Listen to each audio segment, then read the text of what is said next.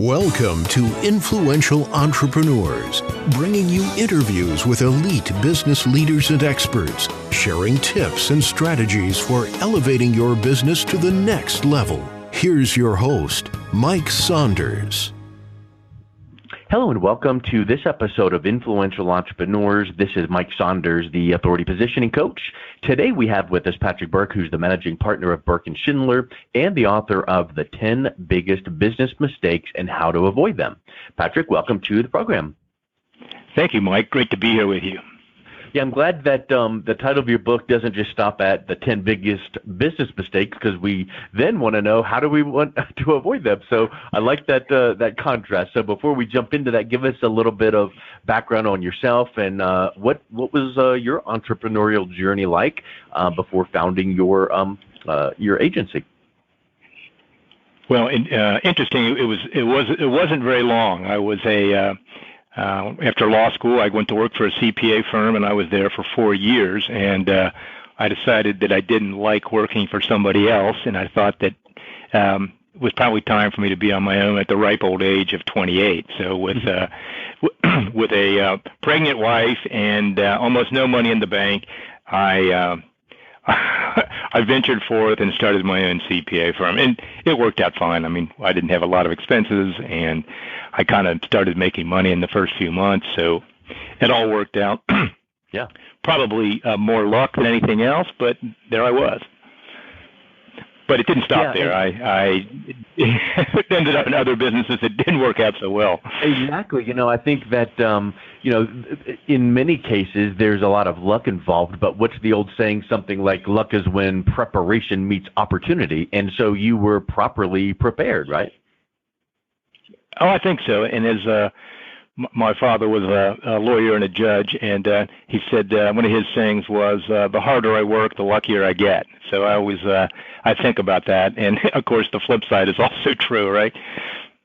Yeah, 100%. I like sayings and quotes, and it's I like that the harder you work, the luckier you get, and it just really rings true, and it reminds me also of like the law of left field. Sometimes the harder you work and more diligent you are, opportunities pop up from what seems like left field, but it's because you're out there getting things done, networking, being in action. So that's a big business lesson, I feel like. Hopefully, maybe even you cover in your book. So let's jump into, tell us a little bit about the 10 biggest business mistakes and how can business owners avoid them?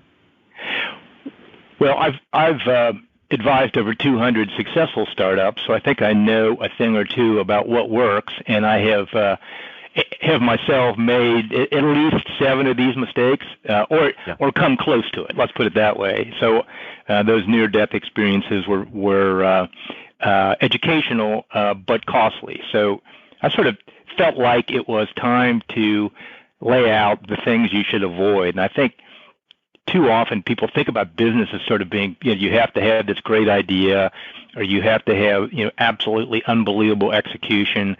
And I think about business more like a weekend golf match with your neighbor. If you're both, 20 handicaps, let's say, it's going to who made the fewest mistakes is who's going to win that match. And too often I think people think, hey, I got to hit that, that 200-yard 5-iron over that 50-foot tree there on a draw and roll it up next to the pin. It's like it's not going to happen. So knock out from underneath the tree, don't make a mistake, and you'll be fine. And for some reason, I think people always think they're going to have that one great aha moment, but it's really avoiding the oh no moments that are much more valuable than the ahas. Well, from a sports analogy, and I'm not really a baseball fan myself, but I do know that they have some of those stats of the Hall of Fame hitters that are just the most amazing hitters ever. And you look at their percentage, and I don't know exactly, but something like, 327, and it's like, wow, that's amazing. Well, that means that 60% of the time they failed, but they're celebrating the 300% or the 30% of the time that they succeeded. Well, in reality, sometimes those singles and just get on base and then just get on base. And it reminds me of that movie Moneyball, where they took the approach of that. We don't need the Grand Slam, sluggers as much as we need the ones that are just getting her done. And what are the what are the basics, the foundational things that business owners, so that I'm sure that's what you're talking about, is what are the foundational things that business owners need to be doing every day.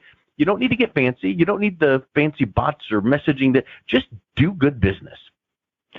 Yeah, I definitely believe that. And I think the old story, well begun is half done, is absolutely true. And the well begun part is find, if you're a wannabe entrepreneur or you've got somebody has offered to sell you a business.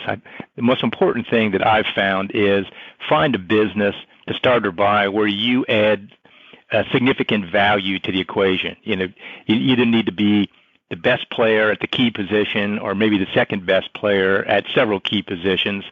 Otherwise, you're not bringing that special something to the business. And by and large, most businesses that you start or buy, don't automatically have something sustainable. And it's up to you to build that into your business if you want to transition it to someone else, whether by gift or sale someday. So find something that you're good at and then turn that into a business. I look at business as a three-legged stool. There's sales, production, and administration. And, if you're, hey, I'm a really good administrator, that's usually an indication to me that you should buy a franchise. Hey, I'm good at following the recipe. I can follow orders. I can adhere to your metrics and processes. But on the other hand, if I'm a good production and salesperson, make sure you find a business where one of those two things you're particularly good at with that product. And too often people, hey, I'm going to buy something because this is really a good deal, and that guy's made a bunch of money with it, or that woman's made a bunch of money with this business. I'm going to go in there and do it just like them.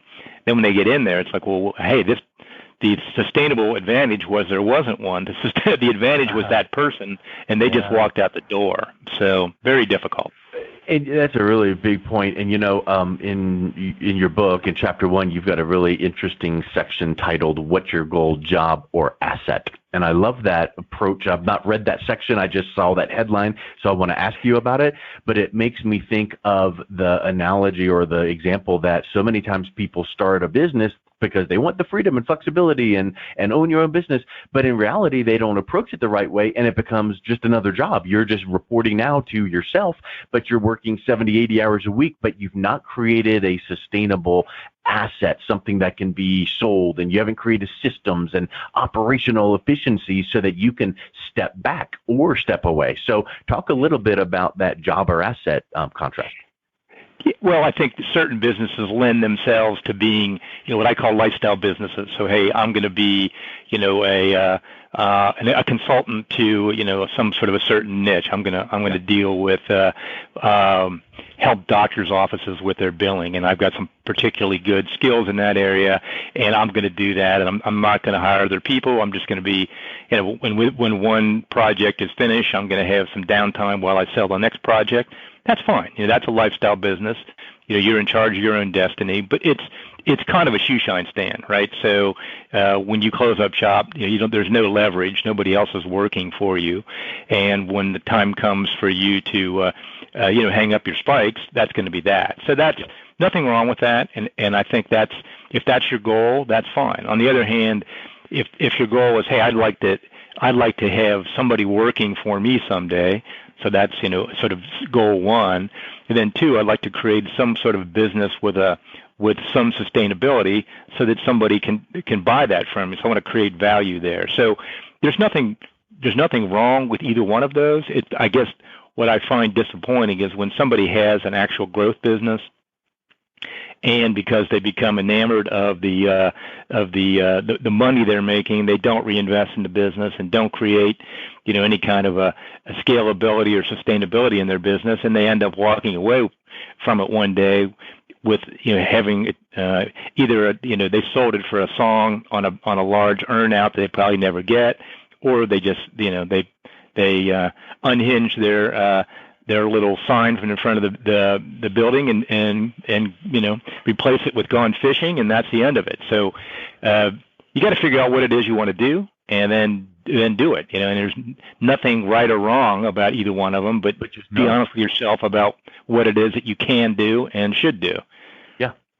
Yeah. I mean, and I think that that's sometimes people feel like, oh, well, you just explained this way, so that means that no, there's nothing right or wrong about that. It's just you need to know what you want, because if you do want to build that lifestyle business, then you don't need to worry about all the people saying you need to have, staff and systems. And now you still need some systems, but it's nothing right or wrong about that. Just know.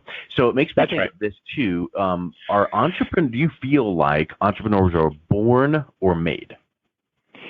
Well, it's funny. I used to think that they were born, and that there was that renegade person who was never a particularly good employee, who had the burning desire to work for themselves, and were only going to be motivated by checks with that came in via mail with their name on it, and or their company's name, not just a paycheck. But what I've seen a lot in recent years is people who, for one reason or another, are being, right-sized out of a multinational company and have some money, and they're like, hey, I'm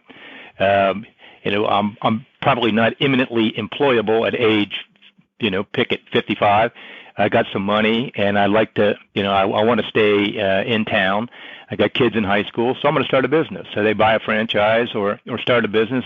And I wouldn't say they were natural entrepreneurs, but some of them have been pretty successful. And I do find that those people are better off with sort of some sort of a business that has a, franchise business that has a cookbook you can follow. Yeah.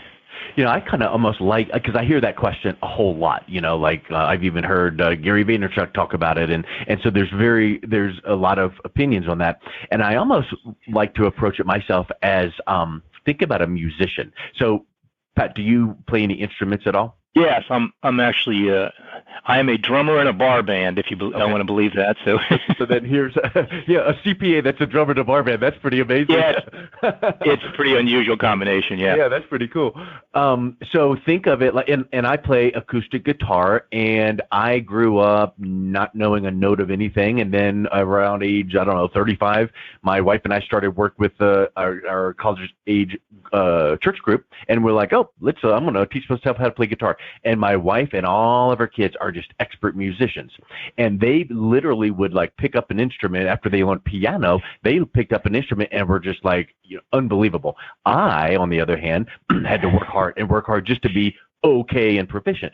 So it's kind of like the entrepreneur born or made. The entrepreneur made is the musician, and this is just my opinion, that struggles and strives, and they get proficient and good, and if they really struggle or keep working at it, they're going to do pretty good, but it's always effort.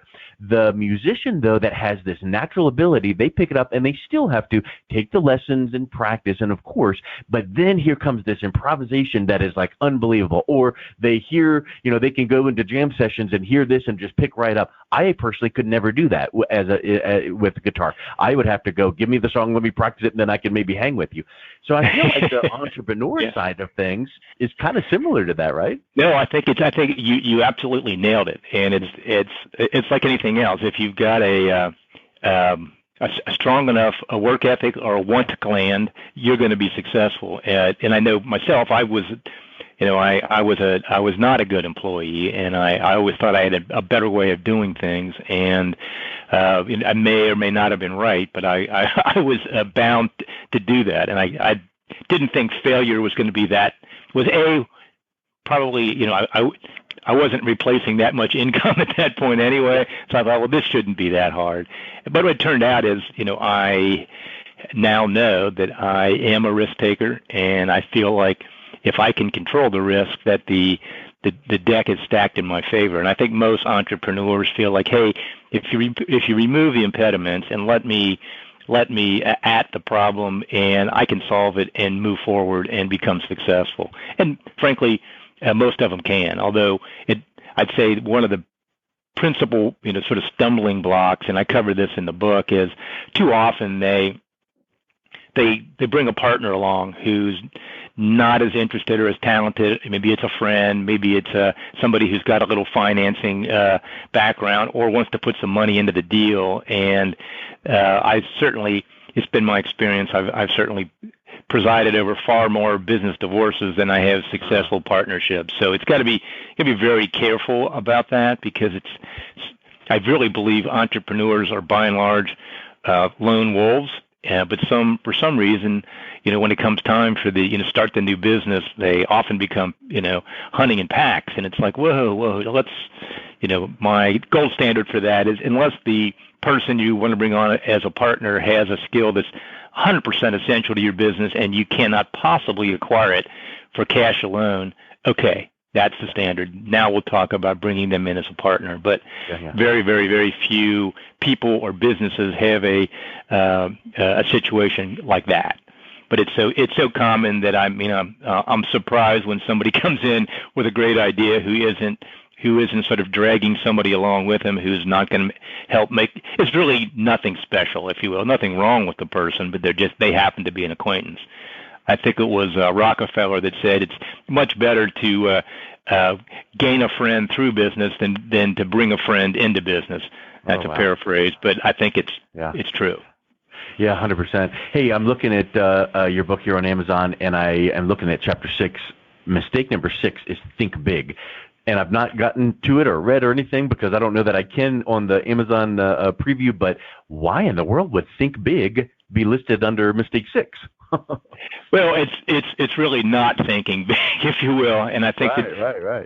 A lot of, and this really kind of goes back to what are you shooting for, and I think that there's I have a good friend who's a real estate very successful, and he's got the quote behind his desk is dream no small dreams because they don't move the hearts of men, and I think that's true. People want to be associated with a winner. They want to know what's next.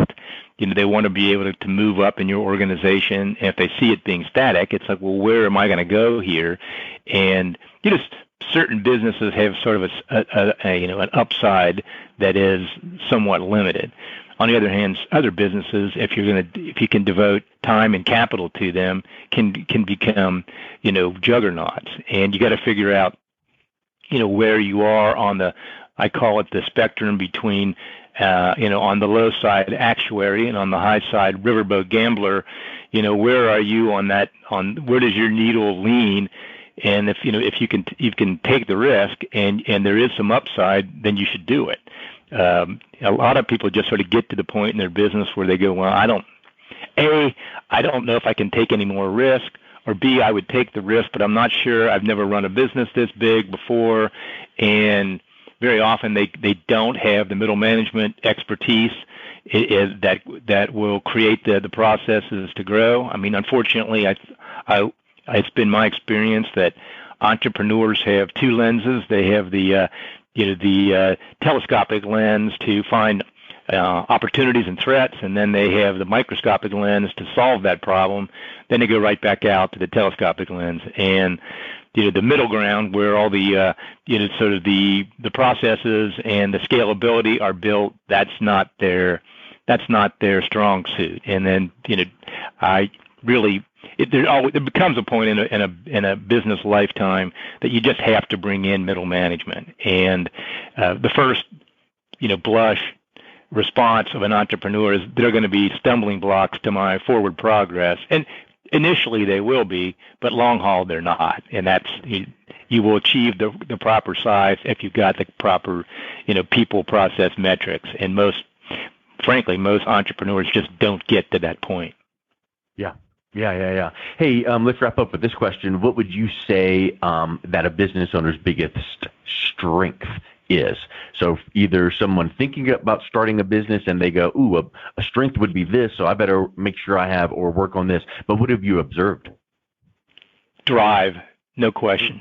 Yeah. You need a high drive. And, if you're somebody that's easily discouraged and, back to your analogy with music, I'm certainly not a natural drummer. I mean, I can keep rhythm with a song, but I've taken a lot of lessons and practiced a lot, and now I'm a serviceable drummer in a bar band, right? And no one's going to leave the gig and say that guy didn't know what he was doing, but nobody's going to say, wow, he really he was really something else. So I think I think that's probably it. It's tough being an entrepreneur, and but you got to stick with it and make sure that your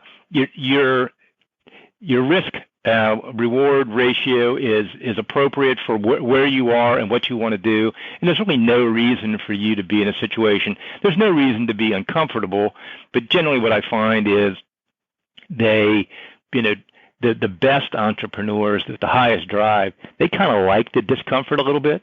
They like putting themselves into a position where they're at risk. Not that they're going to be I don't find that they take up risky pastimes, but they certainly have a much different relationship with money and risk than the average person. Yeah, I like to think of that as taking a calculated risk, because risk is fine if it's calculated and planned for and contingencies, but let's not have risk that's not calculated. No, that's right. And I think, as I mentioned earlier, if the risk can be mitigated or it is by the entrepreneur's own effort, they feel like it's hey, I got a pair of aces up my sleeve if that's the case, and usually they do. They're able to weather the storm and come out on top. Well, Pat, it's been really great chatting with you today about your book, The 10 Biggest Business Mistakes and How to Avoid Them. What's the best way that people can pick up a copy of the book and learn more about your services? It's right there on Amazon, so feel free to order it. I've gotten several good reviews, so that's nice. And my company is Burke and Schindler. We're a CPA firm in Cincinnati, Ohio, but we've got clients all over the country. That's BurkeCPA.com. If you want to know more about the book, you can either go to that website and there's a button for it, or go to patrickburke.net and it'll go right to the information on the book. So I appreciate the opportunity to talk to you and about the book today, Mike. Thank you. Yeah, great having you on. Hope you have a wonderful day. Okay, thank you. You've been listening to Influential Entrepreneurs with Mike Saunders. To learn more about the resources mentioned on today's show or listen to past episodes, visit www.influentialentrepreneurssradio.com.